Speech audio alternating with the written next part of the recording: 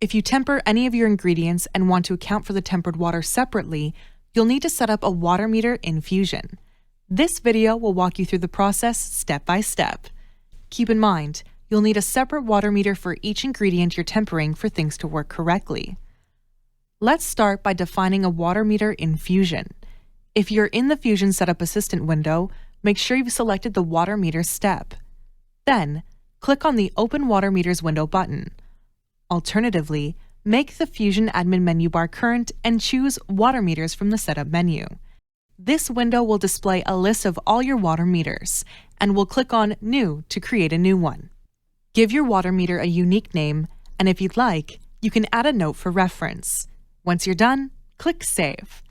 At this point, Fusion knows about this water meter, but it doesn't know how or where it's being used. We need to associate the water meter with a specific ingredient at the correct location. Now, make sure the Fusion Core menu bar is active and select New Ingredient Attribute from the Attributes menu. Next, enter the name of the ingredient being tempered in the ingredient field.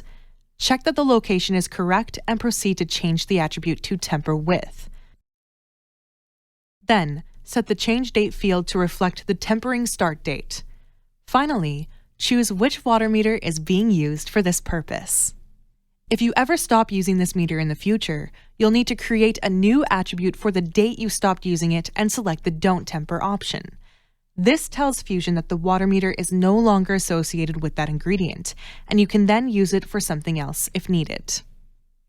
Click Save to continue. You'll also want to record a water meter reading for the start day.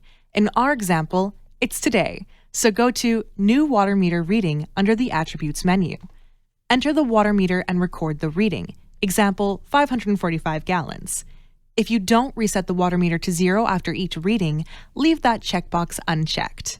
The extra amount field might not apply to you, but if this were a future reading and you'd sold or moved some of the tempered ingredient to another location, you would enter that amount here.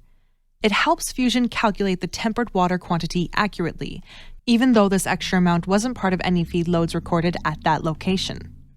Make sure the reading date and time are correct, and save the reading. It's a good practice to record readings consistently, like on the last day of each month.